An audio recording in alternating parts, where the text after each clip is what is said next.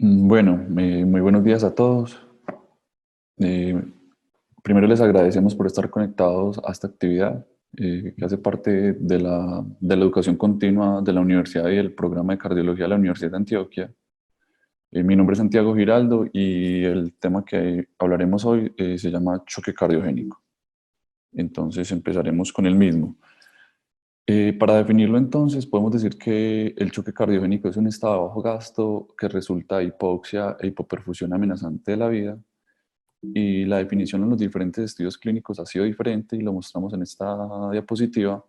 Vemos como uno de los ensayos clínicos clásicos, que se llama el estudio SHOCK, definió choque como aquellos individuos que tenían presiones arteriales sistólicas menores de 90 de mercurio durante más de 30 minutos, es decir, era una hipotensión sostenida en el tiempo o que requerían algún tipo de soporte vasopresor para sostener la misma.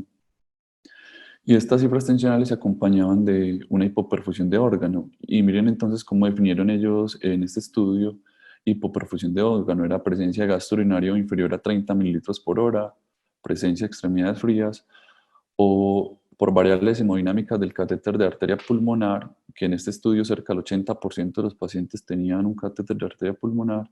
Las variables hemodinámicas que correspondieran a un gasto cardíaco menor a 2,2 litros minuto y una presión en cuña pulmonar mayor a 15, representando entonces un aumento en las presiones de llenado del ventrículo, eran signos compatibles con choque cardiogénico, de origen cardiogénico, y así fue definido en este estudio, que es uno de los estudios como más importantes que evalúa la revascularización temprana en los pacientes con choque asociado a infarto.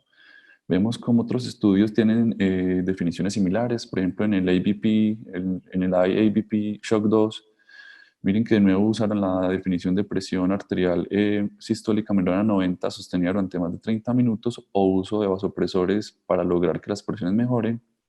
En este estudio, los pacientes debían tener congestión pulmonar clínica y la alteración de la perfusión la definieron similares al estudio previo al shock, solo que en este caso incluyeron la alteración del estado mental y un lactato mayor de 2 milimoles por litro como definiciones de un estado de hipoperfusión. Y vemos que ensayos clínicos más recientes, como el Culprit Shock, que es un estudio evaluando revascularización del vaso culpable versus otros vasos en pacientes con enfermedad coronaria y choque cardiogénico, vemos que la definición es muy similar a la del estudio clínico previo. Entonces, estas son las definiciones como usadas en los ensayos clínicos para definir este fenómeno. A manera de introducción, entonces, podemos mencionar que la alteración aguda de la hemodinamia cardíaca que presentan los pacientes con choque cardiogénico puede resultar de diferentes etiologías. La mayoría corresponden a enfermedades del miocardio y de lejos la enfermedad coronaria, o es decir, el infarto agudo de miocardio es la causa más frecuente de choque cardiogénico, pero otras entidades como las enfermedades valvulares, los trastornos del ritmo o las enfermedades del pericardio pudieran tener este comportamiento clínico también. Como les mencionaba, el infarto es la causa más frecuente de disfunción ventricular que lleva a choque cardiogénico y explica cerca del 80% de las causas de choque cardiogénico en las series antiguas o en las series más viejitas. Y algo importante es que con el avance en las terapias de reperfusión ha habido una mejoría en la sobrevida de los pacientes, pero la mortalidad intrahospitalaria de esta población, de aquellos individuos con choque cardiogénico, sigue siendo alta, y miren entonces cómo fluctúa entre un 27 hasta un 50%, lo cual es muy elevado. Importante que antes del uso rutinario de la revascularización temprana, la mortalidad asociada a choque por infarto agudo de miocardio era cercana al 80%, es decir, la mayoría de los pacientes morían. Eh, Vemos que cuando se usaba esta clasificación hemodinámica de Diamond and Forster, en los que tomaban pacientes con cuñas pulmonares elevadas en el escenario de síndrome coronario agudo, con un gasto cardíaco bajo menor a 2,2 litros minuto, la mortalidad era muy elevada, cercana al 50% también. Y en las cortes iniciales en las que se inició el uso del balón de contrapulsación aórtica para soportar a esos pacientes con un estado de choque cardiogénico, la mortalidad era cercana al 80%. Respecto a la fisiopatología de los pacientes con choque, este es el modelo que se acepta para el paciente con choque asociado a infarto agudo de miocardio. ¿Y por qué? Porque es la entidad más estudiada como causa de choque. Entonces, ¿qué podemos ver? Que los individuos con infarto agudo de miocardio, indudablemente por la enfermedad de base, tienen una isquemia. Esto puede generar trastornos de la función ventricular. Esta disfunción sistólica que presentan los pacientes lleva a un gasto cardíaco bajo y a una caída del volumen sistólico. Esta caída del gasto cardíaco, el volumen sistólico, lleva a hipotensión, y esta hipotensión que genera la disfunción ventricular puede empeorar o agravar la perfusión coronaria. Como todos sabemos, las coronarias se profunden en diástole, y tener entonces un estado de bajo gasto puede agravar el estado de hipoperfusión coronaria asociado a un síndrome coronario agudo. La disfunción diastólica con la que pueden con los que pueden presentarse estos pacientes durante el evento de isquemia aguda puede aumentar las presiones de fin de diástole del ventrículo izquierdo, y esto entonces llevará a edema pulmonar. A su vez, entonces, el edema pulmonar puede profundizar la hipoxia, y la profundización de la hipoxia puede favorecer la isquemia en un individuo que de entrada ya tiene un síndrome coronario agudo. Y otro de los fenómenos es la respuesta inflamatoria que pueden tener los pacientes que tienen un síndrome coronario agudo. Entonces, esta respuesta inflamatoria sistémica que presentan ellos puede activar algunas enzimas que favorecen la síntesis de óxido nítrico, y esto entonces favorece la vasodilatación, favorece la caída de la resistencia vascular sistémica, y toda esta respuesta inflamatoria con producción de interleuquinas, de TNF-alfa, entre otras sustancias, puede disminuir la sensibilidad del miocardio a las catecolaminas, disminuir la contractilidad miocárdica y contribuir entonces a la disfunción cardíaca. De manera que este modelo de choque asociado a infarto lo denominan como un fenómeno en espiral en el que se suman múltiples factores y que en últimas pueden contribuir a la muerte del paciente. Respecto a las manifestaciones clínicas del paciente, voy a ser muy escueto, simplemente podemos mencionar que pueden haber hallazgos clínicos que sugieren falla cardíaca de predominio izquierdo, como la presencia de crépitos, desplazamiento del ápex cardíaco o soplos en cavidades izquierdas. Pueden haber hallazgos que sugieren falla cardíaca derecha en los pacientes que tienen shock cardiogénico, como la presencia de edemas, hepatomegalia, distensión venosa yugular o soplo de insuficiencia tricuspidia. Y hay hallazgos que son combinados, que son comunes a ambas entidades, como la presencia de frialdad en las extremidades, cianosis y retardo en el llenado capilar de los pacientes. Respecto a la hemodinámica de los pacientes, podríamos mencionar entonces que si evaluamos la perfusión de un paciente, en especial con cáncer de arteria pulmonar, podríamos dividirlo en estos 4 grupos. En la parte superior está el estado de volumen del paciente, en el que puede estar un estado húmedo o frío, dependiendo de cómo estén las presiones en cuña pulmonar. Están elevadas en el caso del paciente que tiene un fenotipo húmedo, y están normales en el caso del paciente que tiene un fenotipo seco. Y la perfusión periférica, el paciente puede tener, puede estar frío o puede estar caliente, y esto está determinado por el gasto cardíaco, ¿cierto? Si el gasto cardíaco está bajo, el paciente tiene frialdad, y vemos que entonces en el estado, en la clasificación hemodinámica de los pacientes, podemos decir que el choque cardiogénico comparte estos 3 cajones en azul, y este es el comportamiento típico de los pacientes con sepsis, el cuadro en rojo, que tienen un choque vasodilatado en el que el gasto cardíaco está elevado, en el que la presión en cuña pulmonar es normal o baja, y en el que por la vasodilatación marcada de los pacientes la resistencia vascular sistémica está baja. Entonces, hablando en específico de los cuadros azules, que son los pacientes que tienen choque cardiogénico, esta es la presentación clásica de los pacientes. Son aquellos individuos que tienen un gasto cardíaco bajo, una presión en cuña pulmonar elevada. La mayoría de ellos cursan con esto, es decir, tienen posiblemente edema pulmonar, y tienen por el estrado compensatorio, aumenta la producción de catecolaminas, de angiotensinados, tienen un aumento en la resistencia vascular sistémica que intenta contrarrestar la caída del gasto cardíaco.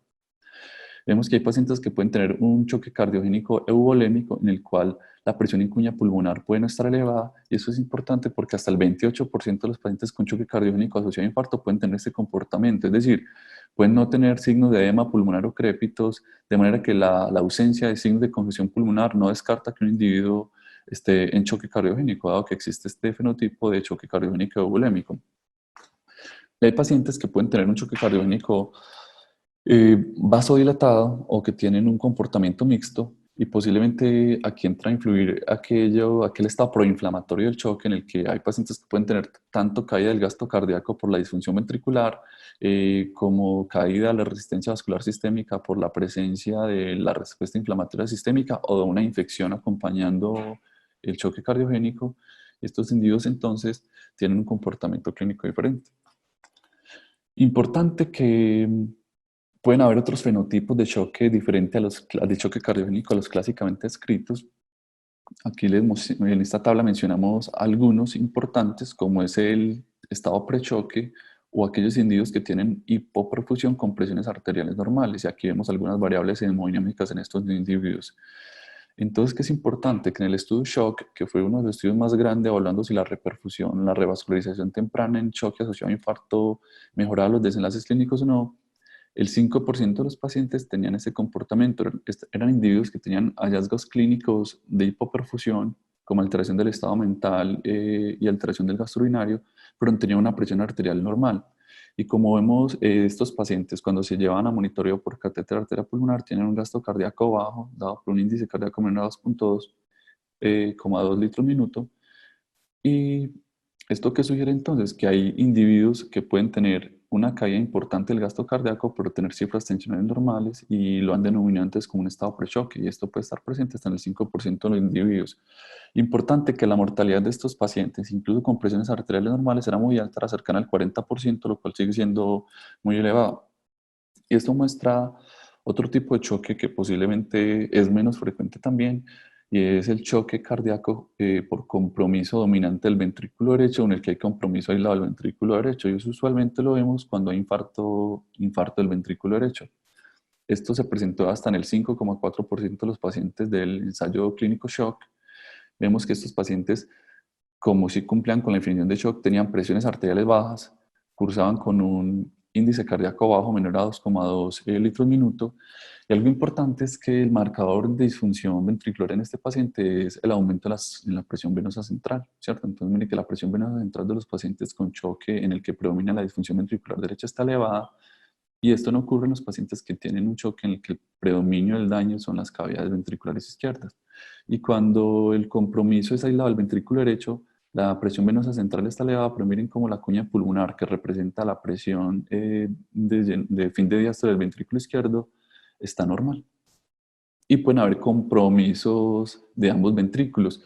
Y eso es muy importante porque en estudios de choque cardiogénico, cuando se evalúan con catéter arteria pulmonar, hasta el 40% de los pacientes en el que se sospecha compromiso aislado del ventrículo izquierdo, en realidad hay un compromiso biventricular cuando se hace un estudio hemodinámico. Respecto a la etiología del choque cardiogénico que pueden tener los individuos, digamos que la podemos dividir según la estructura comprometida en aquellas enfermedades que comprometen el miocardio, enfermedades valvulares, enfermedades del pericardio, entre otras. Sin duda, las enfermedades que comprometen el miocardio son de lejos la causa más frecuente de choque cardiogénico, y indudablemente la enfermedad coronaria como manifestación de un síndrome coronario agudo es la causa más frecuente de choque cardiogénico. Se estima que debe haber una pérdida de más del 40% de la masa ventricular para que haya una pérdida de la mecánica suficiente para generar un estado de choque, o en casos en los que haya una caída menor de este porcentaje de la masa ventricular, debe haber otros factores como arritmias o otros fenómenos como la vasodilatación contribuyendo al estado de choque del paciente. Ya vimos cómo puede haber compromiso aislado del ventrículo derecho y esto tiene un comportamiento especial, y cómo los individuos con enfermedad coronaria pueden tener complicaciones mecánicas como ruptura de un músculo papilar, ruptura de la pared libre o una comunicación interventricular post-IAM. Esto es en el escenario de enfermedad coronaria o de síndrome coronario. Hay pacientes que esto representa la mayoría de los individuos. Hay pacientes que tienen una falla cardíaca y que esto explica entonces el desarrollo de choque. Muchos de estos individuos tienen una falla cardíaca crónica establecida, conocida, que se descompensa y que progresa hasta el choque, pero hay pacientes que pueden debutar con una falla cardíaca aguda, y esto puede ocurrir en entidades como miocarditis, cardiomiopatía dilatada, cardiopatía de estrés o cardiomiopatía de Takotsu, o algunas enfermedades propias del embarazo, como la cardiomiopatia periparto. Si vemos otras etiologías del choque, puede haber etiologías del choque asociadas a enfermedades valvulares, son menos frecuentes, cerca del 7% de los casos de choque cardiogénico en algunas series. Y vemos como entonces la presencia de estenosis, insuficiencia valvular o obstrucción valvular puede generar un estado de hipoperfusión de origen cardiogénico. Vemos como pueden haber causas eléctricas de choque cardiogénico, como las presencias de arritmias atriales o arritmias ventriculares, eh, y las bradiarritmias pudieran tener esta manifestación de choque cardiogénico, en especial cuando hay bloqueo AV completo. Y hay otras causas de choque con compromiso extracardíaco obstructivo, como el taponamiento cardíaco, la pericarditis constrictiva o la constricción, Y la embolia pulmonar entra dentro de la clasificación de las causas de choque de origen cardiogénico.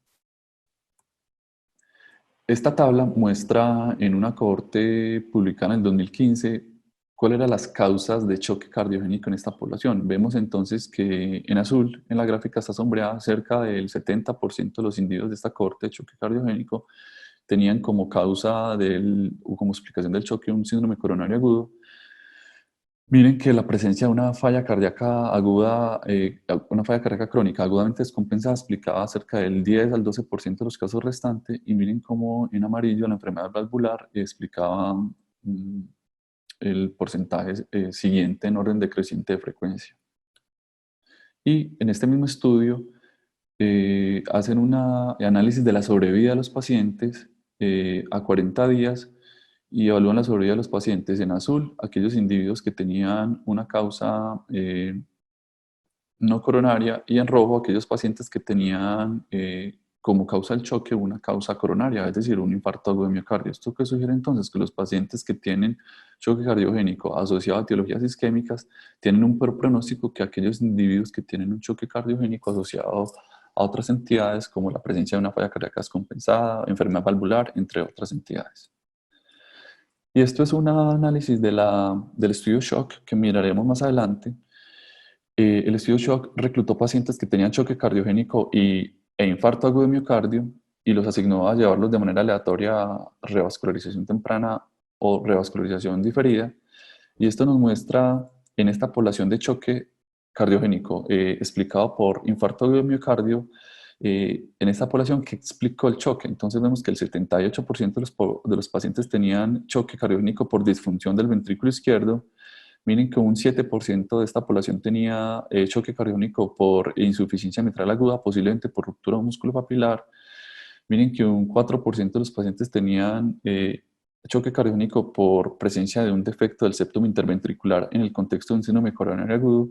Y miren que un 3% de los pacientes tenían choque cardiogénico por compromiso aislado del ventrículo derecho, en este caso infarto del ventrículo derecho. Y muy raro la presencia de un taponamiento explicando el choque, en este caso 1.4% de los casos.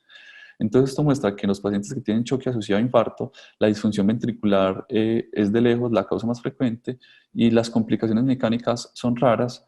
Pero ¿cuál es la relevancia de esto? Esto en la gráfica en las barras ven la mortalidad asociada a cada una de estas entidades. Entonces miren que la mortalidad global de la cohorte fue de 60%, la mortalidad para aquellos individuos que tenían disfunción ventricular fue del 60% también, pero miren la mortalidad de aquellos individuos que tenían un defecto del septum interventricular en el contexto de isquemia aguda, la mortalidad es cercana al 90%, y esto nos sugiere entonces que el desarrollo de complicaciones mecánicas en el contexto de choque cardiogénico tiene un pronóstico ominoso en esta población. Y este estudio quizás muestra la epidemiología más reciente de las causas de shock. Es un estudio publicado en marzo del 2019 y esto tomó los datos de las unidades de cuidados intensivos en Estados Unidos que atienden pacientes de origen cardiovascular. Es decir, era una UCI cardiovascular.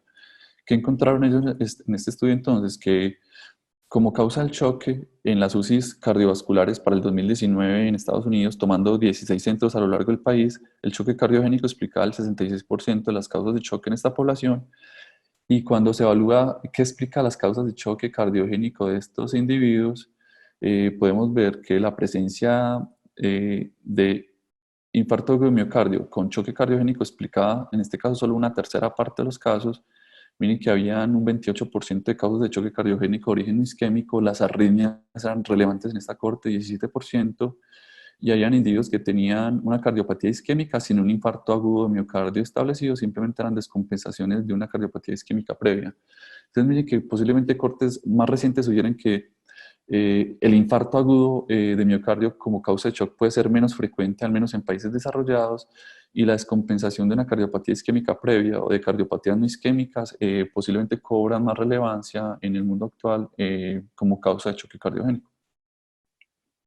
Respecto a las ayudas diagnósticas que se pueden usar en esta población con choque cardiogénico, posiblemente la ecocardiografía tiene un papel fundamental, y es porque tiene una aplicación en múltiples escenarios. Y uno es que nos permite evaluar la función ventricular, y de esta manera podemos evaluar el compromiso del ventrículo izquierdo, si hay compromiso del ventrículo derecho o si hay compromiso biventricular.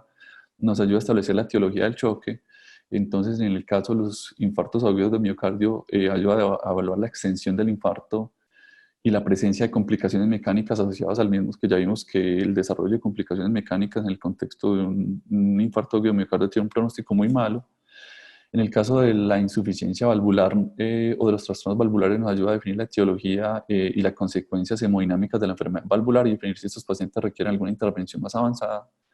Ayuda al abordaje y al diagnóstico de entidades como la obstrucción dinámica del tracto de salida del ventrículo izquierdo, que puede ocurrir una cardiomiopatía hipertrófica, o algunas entidades como la cardiopatía de Takotsubo, y nos ayuda a evaluar otras entidades como el taponamiento pericárdico, la émbula pulmonar o los síndromes aórticos agudos. Además de definir la etiología del choque, la ecocardiografía también es útil para evaluar la hemodinamia de los pacientes y permitir estimar volumen de las cavas, permitir estimar la presión sistólica de la arteria pulmonar y la presión de la aurícula izquierda, y puede guiar algunas intervenciones terapéuticas como el uso de vasoactivos, el posicionamiento de catéteres y la decisión de uso de algunos dispositivos de asistencia ventricular mecánica. Y como otras las ayudas diagnósticas está este que es el catéter de la arteria pulmonar. Aquí tenemos que mencionar que los ensayos clínicos no han mostrado un beneficio clínico duro con el uso rutinario del catéter de arteria pulmonar, es decir, el uso rutinario de la misma no se traduce en una mejoría de la mortalidad de los pacientes, pero el uso de este catéter puede ser una herramienta útil para el diagnóstico y el manejo de los pacientes porque puede conferir datos hemodinámicos que ayudan a confirmar la presencia y la gravedad del choque y puede ayudar a evaluar algunos parámetros hemodinámicos como la presión arterial pulmonar, el gradiente transpulmonar, las resistencias vasculares sistémicas y el compromiso del ventrículo derecho, que puede ser poco sospechado y posiblemente entonces tener esta ayuda puede ser útil en algunos pacientes. Y digamos que esta es la recomendación de uso del catéter de arteria pulmonar. Se recomienda su uso en aquellos pacientes en el que el diagnóstico de choque es incierto o en el que el manejo no es fácil luego en la instauración inicial del mismo, o en aquellos pacientes que tienen un choque grave que no responden a la terapia inicial que está instaurando el médico.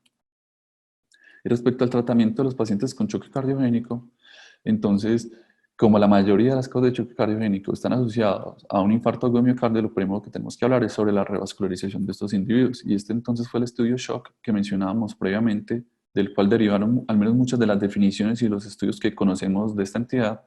Este fue un estudio entonces publicado en 1999 en el New England. ¿Y ellos qué hicieron? Asignaron de manera aleatoria a pacientes con choque cardiogénico en el contexto de un infarto agudo de miocardio a una revascularización temprana versus una estabilización y una revascularización de ferida. En este grupo de terapia médica con revascularización de ferida, a los pacientes con infarto ST se sugería la trombolisis versus la intervención temprana con cirugía o intervención percutánea en el grupo de revascularización.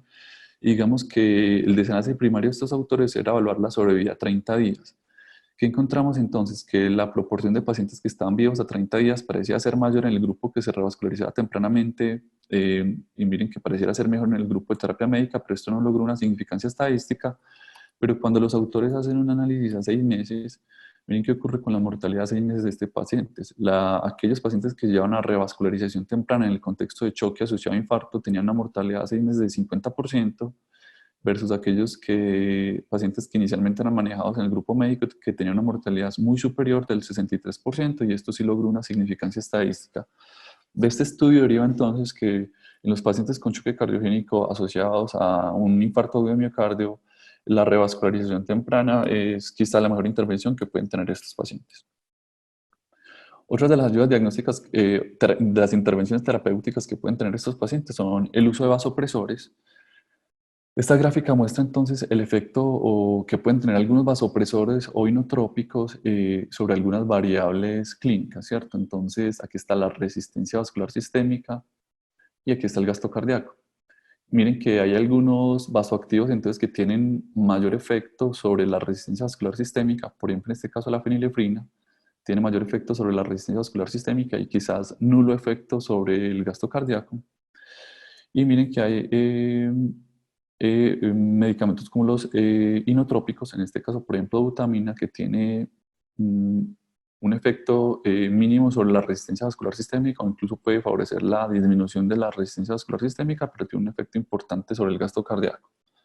Respecto a la norepinefrina, que es el vasopresor más usado en el contexto de choque cardiogénico, que puedo mencionar que tiene un efecto muy importante aumentando la resistencia vascular sistémica, es decir, aumentando la presión arterial media.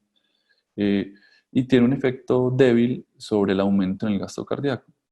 Y la dopamina tiene un efecto, como todos sabemos, que depende de la dosis que se usa en el mismo. Cuando la dopamina se usa a bajas dosis, tiene un efecto más importante sobre el gasto cardíaco que sobre el aumento en la resistencia vascular sistémica, pero cuando se titula las dosis de dopamina con valores superiores a 10 microgramos kilo minuto, es menos importante el efecto que tiene la dopamina sobre el gasto cardíaco y cobra más importancia el aumento que genera el mismo sobre la resistencia vascular sistémica. Esta tabla entonces deriva de un consenso de expertos del 2017 publicado en Circulation que sugiere presentaciones del perfil hemodinámico de los pacientes con choque cardiogénico y la racionalidad para usar un vasoactivo versus otro. Entonces, ¿qué sugieren ellos? Para empezar, empezaremos con este perfil, que es el perfil del paciente húmedo frío.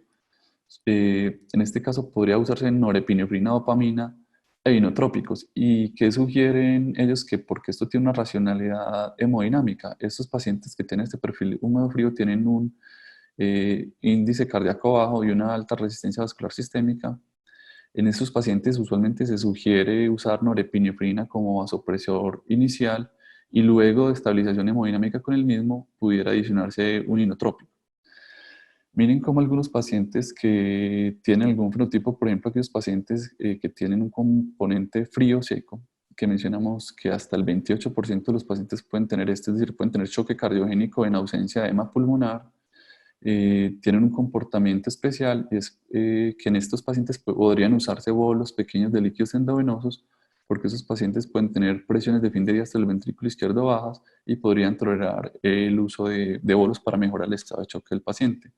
En estos casos también se sugiere el uso de norepinefrina y luego de estabilizar al paciente, considerar adicionar un inotrópico si es necesario el mismo. Ya mencionamos que habían algunos pacientes que tenían un cuadro mixto, que tenían tanto una caída del gasto cardíaco como una caída de la resistencia vascular periférica. Entonces son pacientes con choques cardiogénicos que están vasodilatados y por ende podrían estar cálidos pero hipoprofundidos. Esos pacientes entonces, por el estado inflamatorio que tienen o por la concurrencia de una infección sistémica asociada, pueden tener resistencias vasculares bajas y en estos pacientes es importante entonces mejorar las mismas con el uso de vasopresores. Y los pacientes que tienen choque con compromiso del ventrículo derecho pueden tener un comportamiento en especial porque en estos el uso de líquidos venosos también debe considerarse para mejorar la precarga del ventrículo derecho. Uno. Dos, estos pacientes con compromiso del ventrículo derecho usualmente hacen trastornos del ritmo, en especial en el contexto de un síndrome coronario agudo. Las bradiarritmias son frecuentes en este escenario, deberían tratarse de manera agresiva. Y dos, como tienen compromiso el ventrículo derecho, debería considerarse el uso de moléculas que no afecten tanto la presión de la arteria pulmonar. Por ejemplo, la vasopresina tiene un efecto que aumenta la resistencia vascular sistémica, pero tiene casi un efecto neutro sobre la resistencia vascular pulmonar. Y hay incluso algunos vasodilatadores pulmonares que pueden usarse, que podrían usarse en el caso de los pacientes con choque del ventrículo derecho, como el milrinone, por ejemplo, que puede vasodilatar el lecho pulmonar, o los nitratos inhalados o una infusión continua. Y respecto entonces a qué inotrópico usar, aunque este estudio no se hizo para hablar específicamente el subgrupo de pacientes con choque cardiogénico, sí tomó las causas de choque cardiogénico por todas las causas, entre ellas está este subgrupo. Esto fue una RCT entonces publicado en New England en el 2010. Miren las causas de choque que ellos incluyeron. La mayoría de los pacientes tenían un choque séptico, pero hasta el 15% de los pacientes tenían choque de origen cardiogénico y en este caso se asignó de manera aleatoria a tratar a los pacientes con dopamina versus norepinefrina. ¿Qué encontraron ellos? Que evaluando la mortalidad a 28 días, la probabilidad de sobrevida no cambiaba cuando se usaba norepinefrina o dopamina, pero sí había algunos efectos diferentes en las tasas de eventos adversos, como la presencia de arritmias en especial. Miren entonces que las tasas de arritmias en el grupo de dopamina eran muy superiores, 24% versus 12% en el grupo de norepinefrina. Miren, por ejemplo, las tasas de fibrilación auricular, 20% versus 11%, y las arritmias ventriculares también parecían ser más altas en el grupo de dopamina. Y cuando ellos hacen un análisis por subgrupos, ¿qué encontraron? Que al hacer un análisis por las causas del choque, si bien el desenlace global no encontró diferencias en la mortalidad de norepinefrina versus dopamina, cuando se evaluaba el grupo de choque cardiogénico, el subgrupo que era el 15% de la cohorte, ellos encontraron que para este subgrupo en especial el uso de norepinefrina sí se traducía en una mejoría en los desenlaces clínicos. De manera que podemos afirmar que la norepinefrina se asocia a menores arritmias en esta población y pareciera ser entonces el vasopresor de elección en los pacientes que tienen choque cardiogénico. Se ha planteado el uso de epinefrina para el tratamiento de choque cardíaco. De hecho, en pediatría posiblemente es el vasopresor más empleado. Y esto tiene posiblemente un fundamento fisiopatológico. Uno es que la epinefrina, por la estimulación de receptores beta, puede aumentar el cronotropismo y el neotropismo. Y dos, que la epinefrina a través de estimulación del receptor beta 2 puede favorecer la liberación de lactato, y se ha presumido que este lactato pudiera ser fuente metabólica para un cardíaco, para un corazón enfermo, que genera unas ventajas metabólicas para un corazón que está fallando. Este estudio entonces se tomó el trabajo de hacer esa comparación. También era un ensayo clínico, esto fue publicado en JACC en el 2018 y ellos compararon el uso de epinefrina versus norepinefrina en choque cardiogénico, luego un infarto agudo de miocardio. Y aquí pararé para decir algo, es que si ustedes ven casi toda la información entonces y la evidencia del tratamiento del choque cardiogénico deriva de esta población, del tratamiento del choque asociado al infarto agudo de miocardio. Entonces, ¿qué hicieron ellos? Tomaron 163 pacientes, en últimas incluyeron 57 pacientes y lo asignaron 27 al grupo de epinefrina o 30 al grupo de norepinefrina. El grupo es un grupo pequeño porque el desenlace primario que ellos buscaban era un desenlace hemodinámico, es decir, era gasto cardíaco medido por catéter de arteria pulmonar. Ese era el desenlace primario del estudio. Y los desenlaces secundarios eran desenlaces de seguridad como mortalidad, choque refractario, entre otras entidades. ¿Qué encontraron ellos entonces? Que, miren aquí, en epinefrina está en azul, norepinefrina está en barras rojas. Esta gráfica entonces muestra la presión arterial media de esta población. Mire que no hay diferencias importantes en la presión arterial media lograda entre el grupo de epinefrina y norepinefrina. Miren, para el caso del índice cardíaco, a las 4 horas, entre las 2 y las 4 horas luego inició el vasopresor, el gasto cardíaco fue superior en el grupo de epinefrina, pero esto no era significativo a las 12, 24 y 48 horas luego inició el vasopresor. Miren cómo la frecuencia cardíaca sí se eleva más en el grupo de pacientes que reciben epinefrina que en aquellos individuos que reciben norepinefrina como vasopresor para el manejo de choque cardiogénico. ¿Y qué encontraron estos autores? Que el lactato sí se eleva de manera considerable, de manera más alta en los pacientes que usan epinefrina para el tratamiento del choque cardiogénico asociado a infarto cuando se compara con el grupo de norepinefrina. Y este era uno de los desenlaces quizás sorprendentes del estudio, es que cuando evaluaron las tasas de choque cardiogénico refractario, ellos encontraron que el 37% de los pacientes que recibían epinefrina tuvieron este desenlace versus un 7% de los pacientes que usaron norepinefrina. De manera que, ¿qué podemos decir en este caso? Que la epinefrina entonces se asoció a mayores tasas de choque refractario y las variables hemodinámicas como gasto cardíaco, presión arterial media y volumen sistólico fueron similares entre norepinefrina y epinefrina, de manera que posiblemente entonces, como mencionábamos, epinefrina es el vasopresor de elección para esta población, dado que cuando se comparó con epinefrina, esta se asoció a mayores tasas de choque refractario y cuando se comparó con dopamina, en el subgrupo del paciente con choque cardiogénico, la sobrevida parece ser mejor. Y por último, mencionaremos de manera breve este escenario que es el uso de los dispositivos de asistencia ventricular o de asistencia mecánica en los pacientes que tienen un choque cardiogénico refractario. Esta diapositiva muestra los dispositivos de asistencia ventricular o muestra algunos de ellos. Quizás este fue el más usado en un tiempo, que es el balón de contrapulsación aórtica. Este es un balón que se pone de manera percutánea vía femoral, se inserta distal a la subclavia izquierda. Este balón se infla y se desinfla de acuerdo al ciclo cardíaco, se desinfla en sístole para permitir que haya un volumen anterógrado y se infla en diástole para mejorar la perfusión de las coronarias y disminuir la presión, el volumen la presión de fin de diástole del ventrículo izquierdo. Vemos que hay otros dispositivos de asistencia ventricular como el Impella, que es un dispositivo de inserción percutánea, se pone vía transaórtica y él genera un flujo axial continuo, dando un flujo anterógrado por la aorta que descomprime el ventrículo izquierdo y disminuye las presiones de fin de diástole del ventrículo. Y esta sería pues como la manifestación gráfica del dispositivo en el ventrículo izquierdo.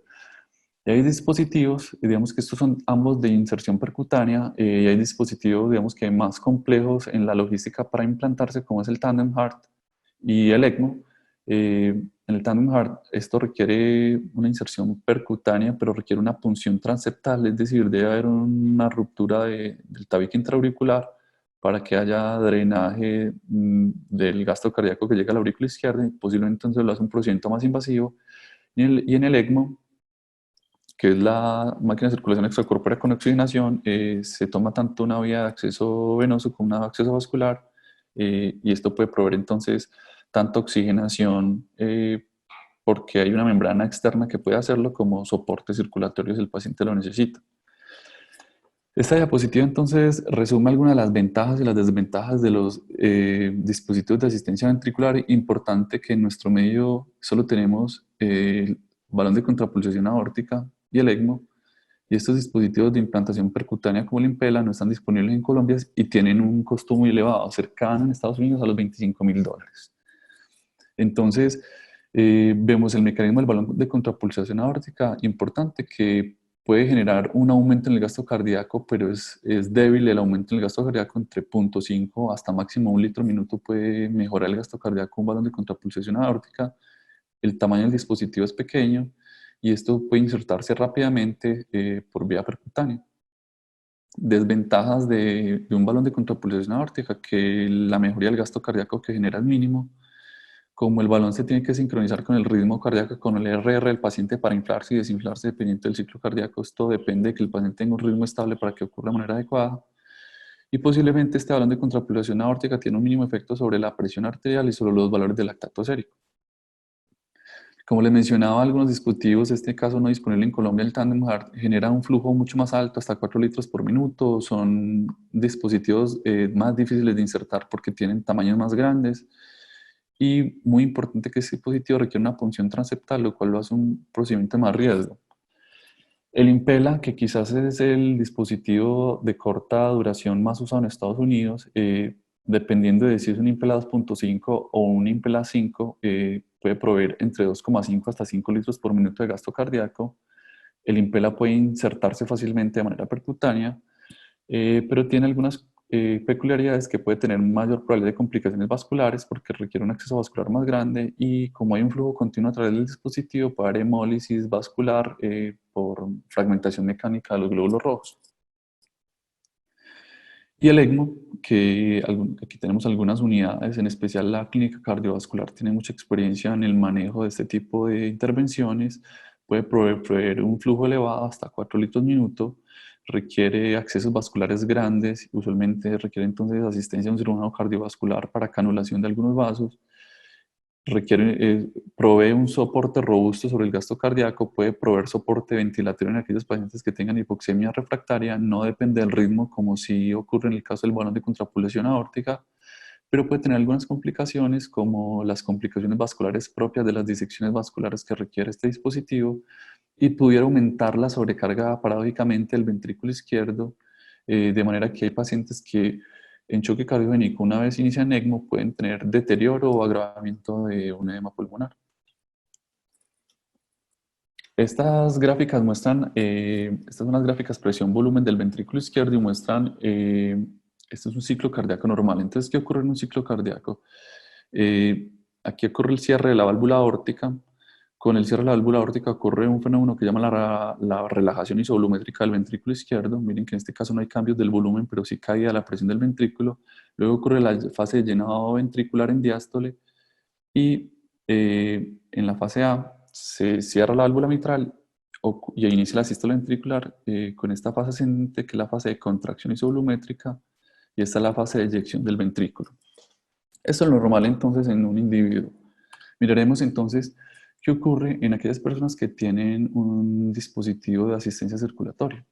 Entonces, ¿qué ocurre en los pacientes que tienen un balón de contrapulsación aórtica y tienen un choque cardiogénico? En la gráfica A está la gráfica basal de los pacientes, y en la gráfica B está la gráfica de los pacientes una vez llevan a un balón de contrapulsación aórtica. Entonces, vemos que las presiones de fin de diástole del ventrículo izquierdo, representado como este punto, son más bajas en los pacientes que se llevan a un balón de contrapulsación aórtica. Es decir, esto podría ayudar a disminuir las presiones de fin de diástole del ventrículo izquierdo, y ayuda también a disminuir la presión sistólica que está en esta fase de eyección del ventrículo. Y otra cosa que ayuda es que el volumen comprendido entre la relajación entre la contracción isovolumétrica y la relajación isovolumétrica. Este volumen es el volumen sistólico de los pacientes. El volumen sistólico, entonces, en los pacientes con un balón de contrapulsación aórtica puede ser mayor y hay una disminución de las presiones de llenado del ventrículo izquierdo en diástole. Con algunos dispositivos de implantación percutánea como el Impella, esta es la gráfica habitual del paciente que tiene un choque cardiogénico y en azul está la gráfica del paciente que se lleva a inserción de este tipo de dispositivos. Vemos que la presión de fin de diástole del ventrículo también cae, es decir, esto ayuda a descomprimir el ventrículo y hace que la curva entonces de estos pacientes tenga una una curva triangular. De manera que estos individuos que usan estos dispositivos tienen una descompresión del ventrículo, disminuyen las presiones del mismo. Esto es más marcado con los pacientes que usan este tipo de dispositivos y cuando el paciente usa un balón de contrapulsación aórtica. Ahora, hemodinámicamente el efecto es mayor y estos dispositivos proveen una mejoría más importante en el gasto cardíaco, pero miraremos si esto sí se traduce en beneficios clínicos. Entonces, importante que los dispositivos de asistencia circulatoria, importante mencionar que hay poca evidencia de alta calidad para soportar el uso rutinario de este tipo de intervenciones en los pacientes con choque cardiogénico y los datos que apoyan el uso de este tipo de intervenciones derivan, uno, de la experiencia clínica de los individuos y dos, de estudios clínicos que la mayoría han tenido desenlaces hemodinámicos o han sido estudios pequeños, con asignación aleatoria pero muy pequeños. Y otro es que hay estudios que se han comparado simplemente con cohortes históricas y han mostrado que de manera observacional la sobrevida de los pacientes que usan este tipo de intervenciones puede ser mejor que cohortes históricas de pacientes con choque cardiogénico. Entonces, se sugiere el uso de estos dispositivos temporales de asistencia circulatoria cuando se requiera una estabilización pronta a los pacientes para permitir la recuperación. Esto pudiera ser en el escenario de un síndrome coronario agudo, cuando el riesgo quirúrgico de los pacientes puede ser prohibitivo y el dispositivo podría ayudar a mejorar la estabilización de los pacientes, o cuando el paciente requiera procedimientos definitivos como una revascularización coronaria o un estudio electrofisiológico que sean difíciles de llevar en un paciente que no esté soportado con un tipo de asistencia mecánica. Como les mencioné entonces, el balón de contrapulsación aórtica ha sido históricamente el dispositivo más empleado. Se aloja en la aorta descendente distal a la emergencia de la subclavia y como les mencionaba ya se infla y se desinfla con la fase del ciclo cardíaco. Pudiera aumentar la presión arterial diastólica y reducir la presión arterial sistólica. De esta manera digamos que puede ayudar a disminuir la sobrecarga del ventrículo y tiene mejorías muy leves sobre algunas variables hemodinámicas como el índice cardíaco y algunas variables paraclínicas como los valores del lactato y la necesidad de vasopresores. Este estudio que se llama el IABP Shock 2 fue un estudio grande que comparó si en los pacientes que tenían choque cardiónico asociado a un infarto de miocardio el uso de este dispositivo de manera rutinaria versus el no uso se asociaba a mejoría en los desenlaces a inicialmente un mes y luego hicieron un análisis posterior a 6 meses y a 12 meses. ¿Qué encontraron ellos entonces? Que la mortalidad por todas las causas en esta población de pacientes con infarto y choque cardiogénico fue el 52% en los pacientes que se llevan de manera rutinaria a la inserción de un balón de contrapulsación aórtica y era el 50% en aquellos pacientes en los que simplemente se les ofrecía manejo médico, inotrópico y vasopresor. ¿Qué sugiere entonces esto? Que el balón de contrapulsación aórtica o el uso rutinario del mismo no mejora los desenlaces clínicos a 12 meses cuando se extendió el seguimiento de esta cohorte. Y este estudio, que se llama la IMPRES, es un estudio clínico con asignación aleatoria pequeño, evaluó si el uso de un balón de contrapulsación aórtica versus un dispositivo de asistencia circulatoria de inserción percutánea, en este caso fue un Impella, este que se inserta vía transvalvular aórtica, tenía alguna mejoría en los desenlaces de los pacientes con shock cardiogénico asociado a infarto de miocardio. Eran 48 pacientes, miren que era un estudio clínico pequeño entonces, 24 pacientes en cada brazo, y la mayoría de los pacientes tenían un Impella que proveía un volumen de 3.7 litros por minuto, se llama un Impella CP, pero algunos pacientes se insertó un Impella que proveía un mayor gasto cardíaco. Como les mencioné entonces, esta era la asignación aleatoria de los pacientes con choque cardíaco, inserción de un Impella que genera un flujo anterógrado a la aorta, descomprimiendo como la presión del llenado del ventrículo izquierdo, o el balón de contrapulsación aórtica que ya hemos mencionado previamente. Ellos que encontraron que el desenlace primario, que era la mortalidad a 30 días, no había diferencias. Miren que la mortalidad sigue siendo muy alta en esta población de infarto asociado, de choque cardiogénico asociado a infarto. Miren, las tasas de mortalidad son cercanas al 50%. Y cuando se extendió el seguimiento en el tiempo a 13 a 6 meses, no hubo variación en la mortalidad con el uso de este dispositivo. Es decir, que en este pequeño estudio clínico con asignación aleatoria, el uso de Impella versus un balón de contrapulsación aórtica tampoco se trasladó en un beneficio en la sobrevida. Y esto no ocurrió ni a los 30 días de seguimiento ni extendiendo el seguimiento a 6 meses. Importante este estudio que era una población con choque cardiogénico y todas estas poblaciones, todos ellos están en ventilación mecánica, de manera que ellos seleccionaron una población de muy alto riesgo y queda la duda de si se usan población de menor riesgo, aquellos que no están en ventilación mecánica, si pudiera tener un beneficio o no. Y este estudio es un estudio, digamos, que mucho más reciente, esto se publicó en JAMA en febrero del 2020 y que muestra, mediante un análisis de propensión, es decir, esto no fue un estudio clínico con asignación aleatoria, comparar los desenlaces de pacientes que se llevaron a inserción de un balón de contrapulsación aórtica versus aquellos pacientes que llevaron a inserción de un dispositivo de asistencia ventricular, en este caso un Impella también. No era un análisis que habían cohortes, pareaban las variables por un score de propensión, pero un análisis mucho más grande. Tenían 1.768 pacientes en el grupo de Impella, tenían 8.000 pacientes en el grupo de balón de contrapulsación y tenían una corte para comparar de 16.000 pacientes que solo recibieron terapia médica. ¿Y ellos qué hacen entonces? Evalúan la mortalidad global de estos pacientes, luego de ajustar por variables hemodinámicas, por variables del cateterismo, porque eran pacientes que tenían choque en el contexto de infarto de miocardio, y por comorbilidades basales. Y ellos que encontraron que en este estudio, luego de hacer un score de propensión y ajustar por diferentes variables, la mortalidad de la población, miren que fue el 45% en aquellos pacientes que se llevaron a inserción de un dispositivo de asistencia circulatoria, versus 34% en aquellos pacientes que llevaron a inserción de un balón de contrapulsación aórtica. ¿Qué sugiere entonces este estudio? Que la mortalidad incluso no era mejor en los pacientes con un dispositivo de asistencia circulatoria de implante percutáneo, sino que incluso era peor. De manera que queda la duda de la eficacia de esta intervención. Problema de este estudio, que no es un estudio con asignación aleatoria, es un estudio con un análisis de propensión, y pudiera hacer que aquellos pacientes que se llevaron a inserción de dispositivos de implante percutáneo para asistencia circulatoria simplemente representaba una cohorte más enferma que aquellos que iban a la inserción de un balón de contrapulsación, y posiblemente esto explica la mortalidad. Pero queda la duda de si en realidad estos dispositivos de asistencia circulatoria, uno, son útiles, ahí existe la duda, y dos, no sabemos incluso si pueden ser deleterios, porque este es el primer estudio en sugerir que pudiera traducirse en un aumento en la mortalidad de los pacientes. Como conclusión entonces de los pacientes con choque cardiogénico, podemos decir que es una entidad frecuente. ¿Y qué tan frecuente es? El choque cardiogénico se presenta entre el 5 al 10% de los pacientes que tienen un infarto de miocardio. La mortalidad, a pesar del avance en las terapias de revascularización, aún es invariablemente alta y es cercana al 50%. Posiblemente a la fecha solo hay una intervención que claramente mejora el pronóstico de los pacientes que choque cardiogénico, y esta es la revascularización temprana en la enfermedad isquémica, y esto mostrado por el estudio SHOCK que vimos diapositivas atrás. Como mencionábamos, la norepinefrina parece ser el inotrópico de elección en esta población, porque hay análisis de subgrupo que sugieren que en el paciente con choque cardiogénico mejora la sobrevida cuando se compara con dopamina, y cuando se usa epinefrina parece que hay mayores tasas de choque cardiogénico refractario.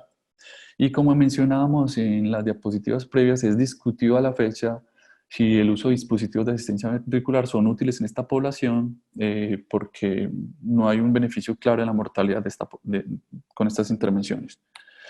Y por último, hablaremos estos últimos 10 minutos que tenemos sobre choque cardiogénico y compromiso por SARS-2, dada la condición actual en la que estamos.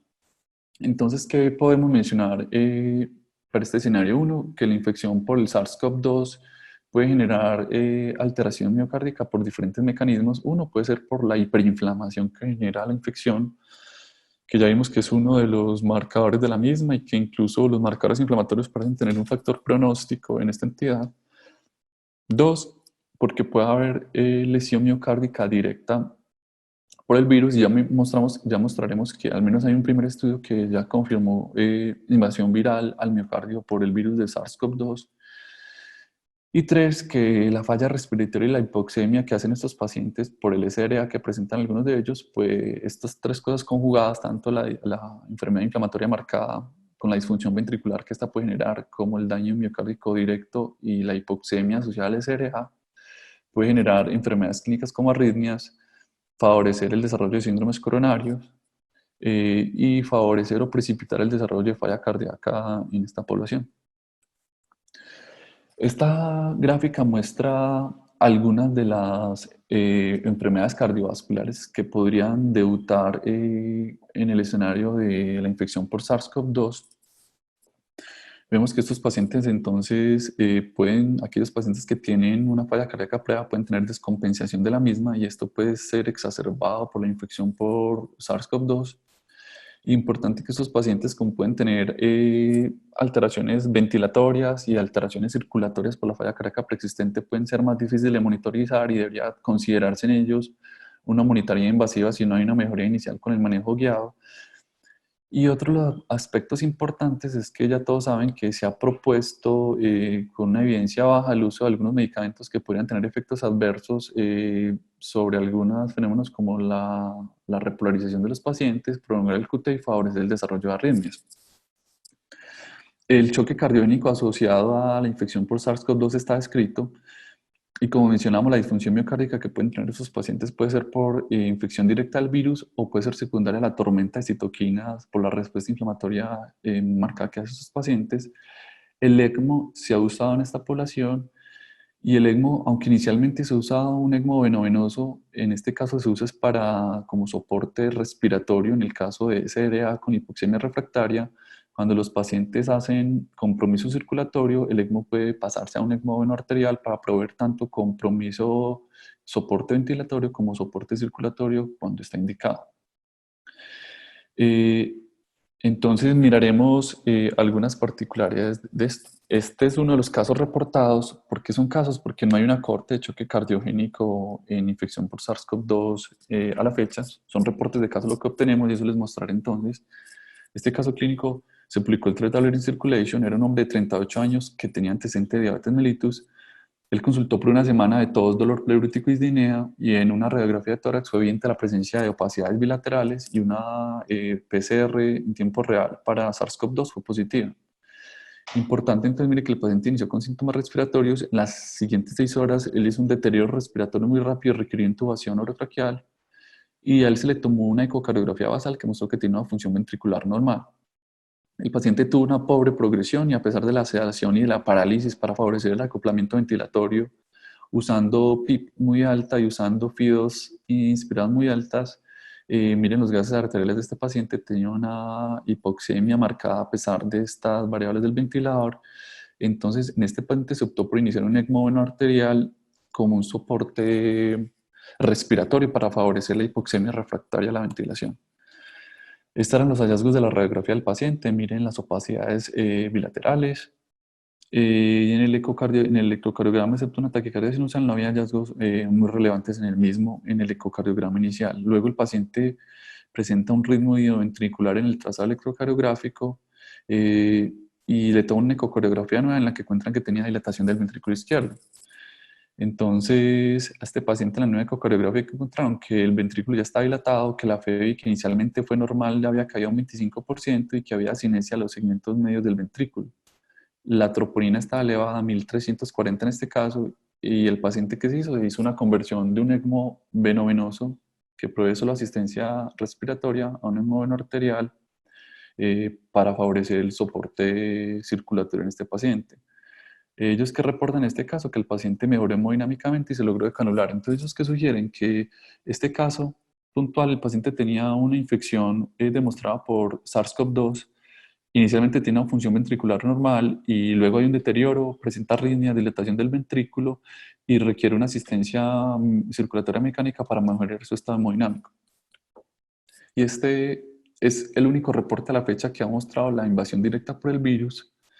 Un estudio publicado en el European Heart Journal del 2020 y es un reporte italiano. Entonces, este era el caso de un hombre de 69 años que consultó por síntomas gripales. Él tuvo un deterioro respiratorio grave con hipotensión y choque cardiogénico y a este paciente también se le ofreció ventilación mecánica y una asistencia circulatoria.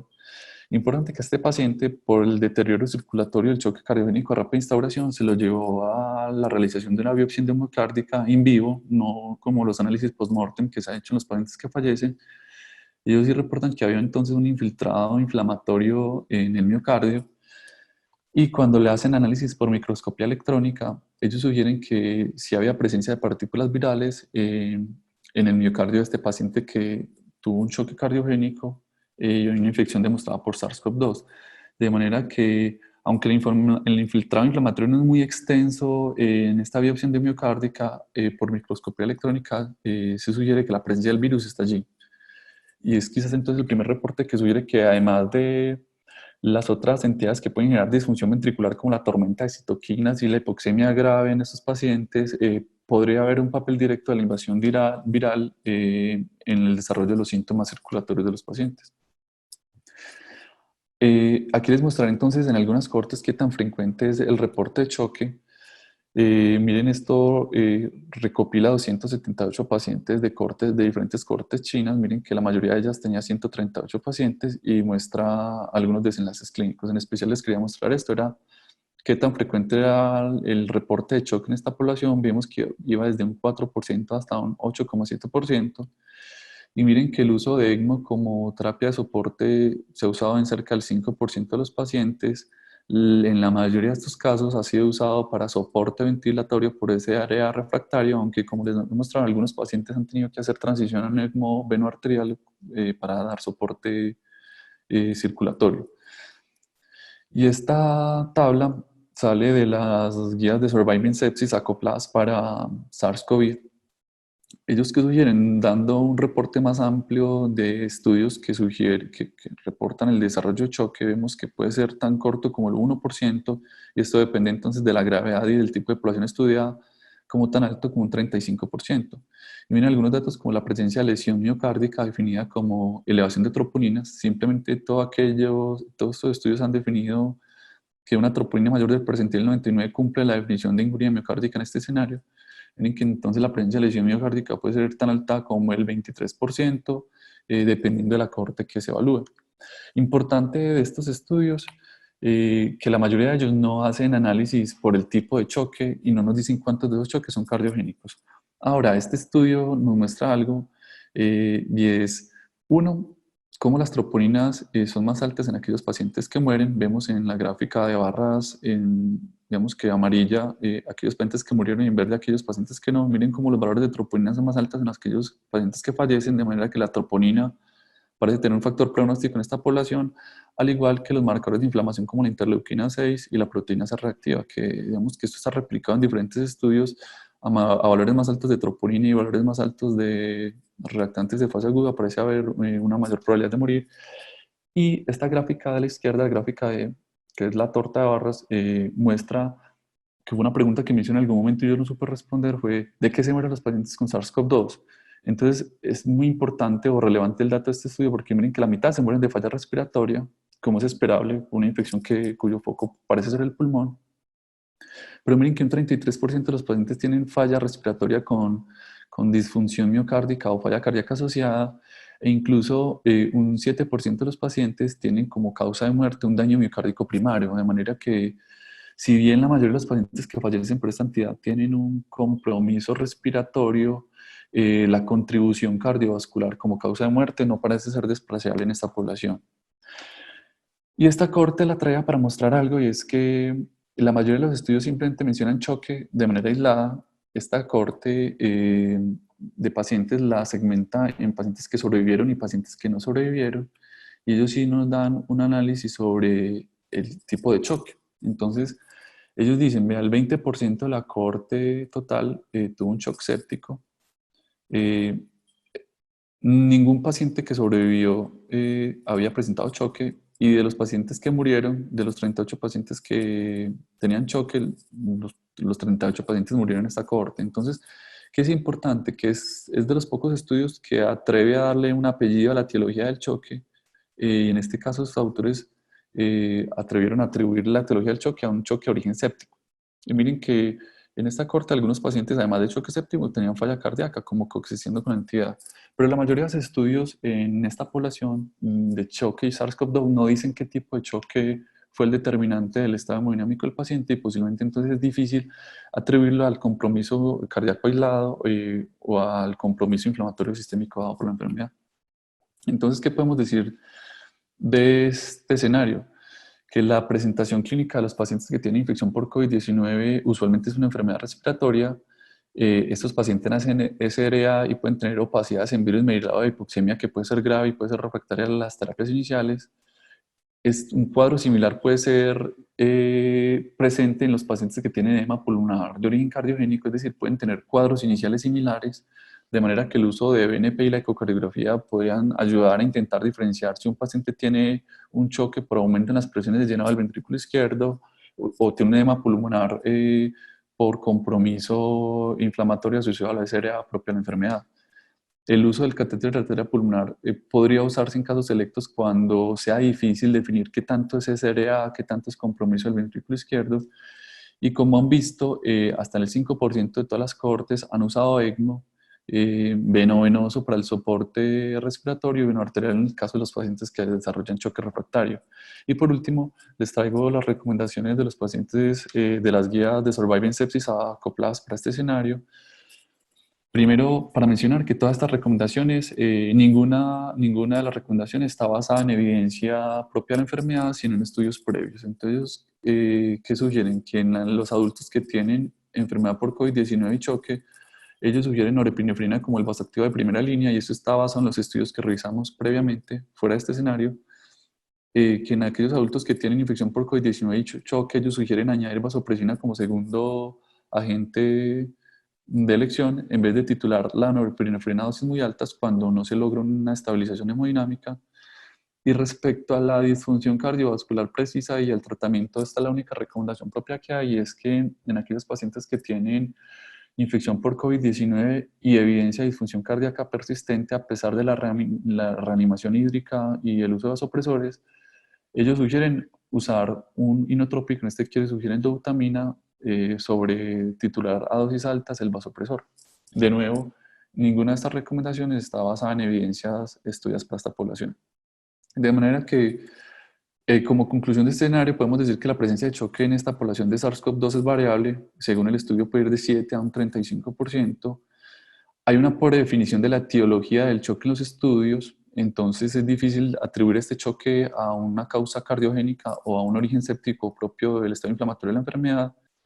Ya vimos que puede haber lesión miocárdica directa y ya parece haber demostración de una lesión miocárdica directa también en esta población. Y cuando se evalúa por valores de troponina, hasta el 20% de la población que tiene esta enfermedad pudiera tener lesión miocárdica definida como elevación de los valores. Y la evidencia que hay para guiar el tratamiento del choque en esta población deriva de otros estudios previos y no hay ningún estudio directo para definir cuál es la mejor intervención en esta población. Y con eso termino. Muchas gracias.